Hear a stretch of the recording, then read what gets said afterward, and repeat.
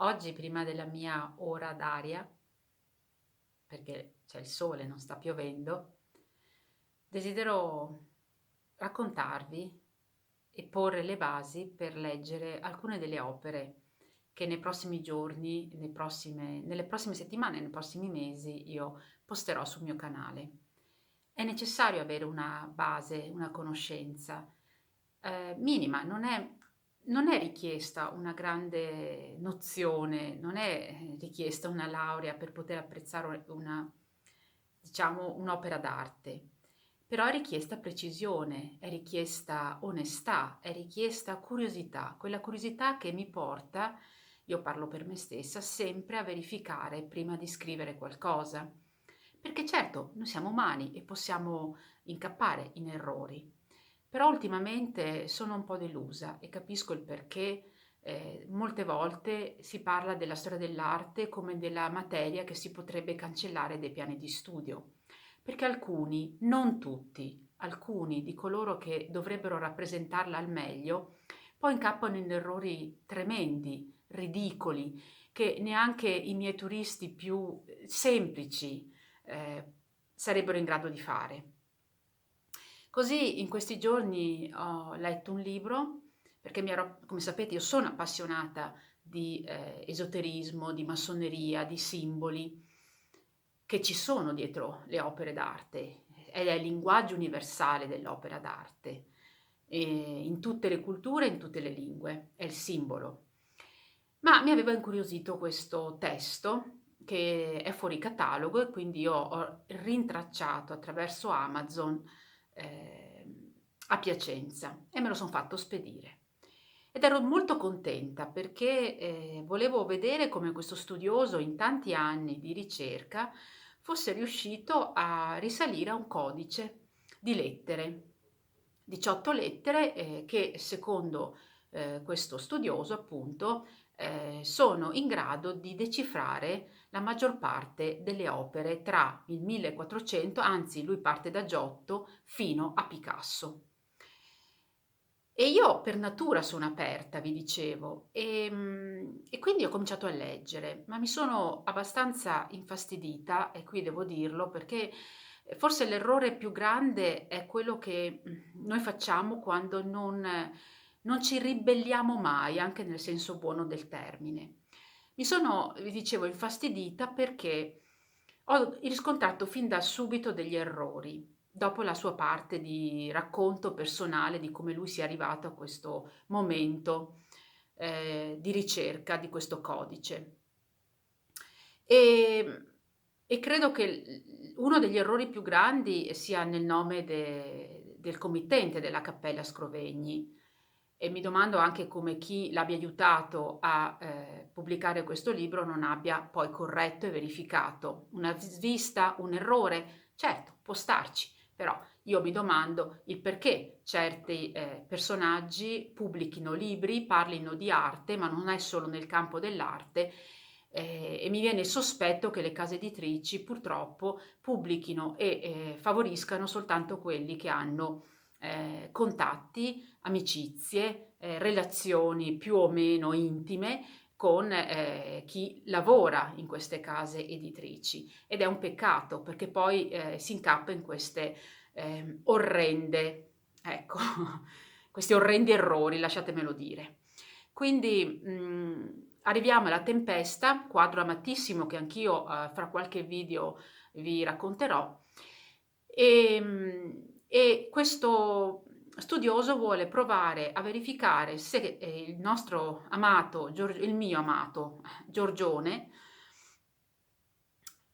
abbia utilizzato anche il nome della propria città per raccontarci qualche segreto, no? Per nascondere all'interno della tempesta alcuni riferimenti appunto alla sua città e quindi aver dato origine a delle simbologie interne. Bene, e già lì mi sono di nuovo infastidita perché l'autore dice appunto Castelfranco Veneto. Proviamo con Castelfranco Veneto, la città d'origine di Giorgione. Ma signori miei, basta aprire la Bibbia delle vite dei pittori illustri e capire che al tempo di Giorgione Castelfranco non era veneto e quindi Giorgione non può aver avuto quel nome veneto tra le parole che lui ha pensato per ovviamente comporre La Tempesta, perché Vasari ci dice pittore di Castel Staccato Franco, perché quello era il nome della cittadina, pittore di Venezia, Zorzi di Castelfranco. Ma non è soltanto questo più anziano studioso. Gli amici mi vogliono bene, mi regalano tanti libri, io li leggo, anche se in realtà forse non li avrei scelti, ma non importa, perché io vi dicevo amo confrontarmi. E non mi pare corretto che chi predispone un libro, chi pensa un libro come delle schede di introduzione alla storia dell'arte, anche magari per chi è meno dentro questa materia, ha bisogno di un sostegno culturale per approcciarsi in modo più completo alla materia, si permetta di mescolare la storia dell'arte con le proprie opinioni politiche.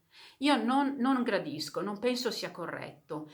Io penso sì che la storia dell'arte sia storia, geografia, costumi, usi, persino il cibo che si utilizzava, che si cucinava in una determinata epoca è importante. Lo so per mestiere, perché le persone che vengono in visita mi chiedono anche che cosa Palladio mangiasse, quindi cosa Michelangelo mangiasse. Io sono convinta che anche le mie colleghe in Toscana sicuramente questa domanda l'avranno sentita.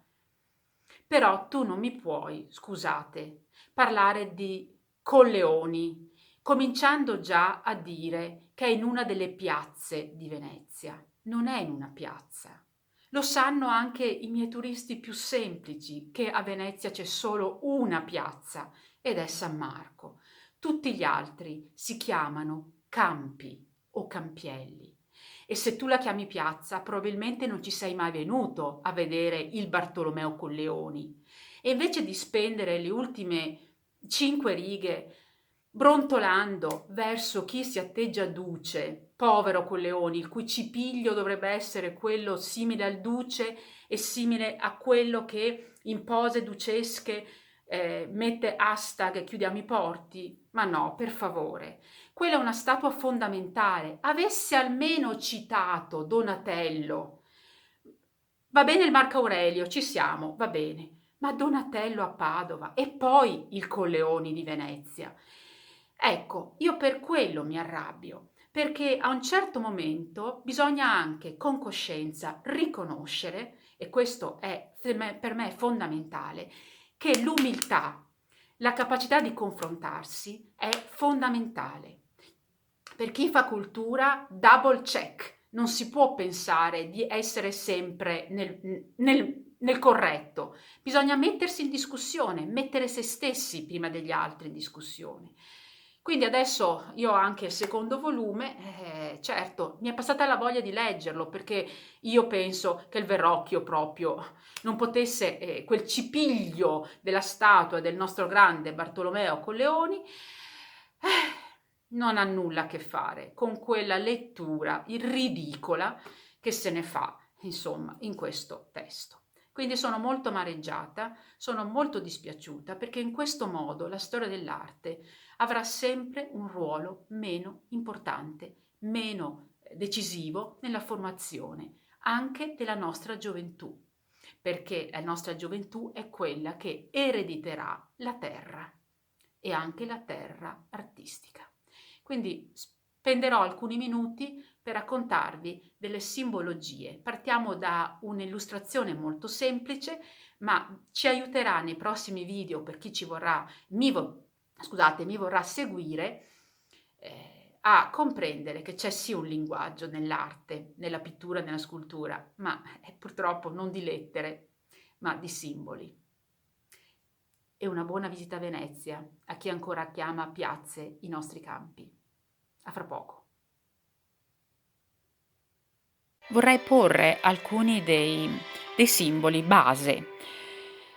Oggi, giusto per farvi comprendere come questi simboli poi vengano molto utilizzati nella storia dell'arte nelle varie discipline, e scelgo un'incisione di un artista francese, Charbonnet-Lassay, che vissuto tra il 1800 e il 1900 è stato uno storico, un incisore, un archeologo, ha cercato di ritornare all'importanza dei simboli. E in questa sua piccola opera, celeberrima per chi come me è appassionato di massoneria, di simbologia, ecco, un po' si riassumono alcuni dei simboli, come vi ho detto. Al centro c'è la pianta dell'acacia, simbolo di forza, di resistenza e di rinascita. Non a caso è simbolo del passaggio dalla morte alla luce, e quindi diventa non soltanto in ambito cristiano simbolo di Cristo, ma è della rinascita in generale anche nelle culture pre-cristiane d'Oriente ed Egitto. È diviso in tre grandi ramificazioni, tre grandi radici principali, perché 3 è un numero che a noi richiama alla Trinità, ma come immagine visiva questa pianta ben ci ricorda come è disposta, soprattutto nella parte alta, le tre croci sul Golgota, quindi Cristo al centro e 2 ladroni ai lati. Al centro c'è il serpente che si morde la coda.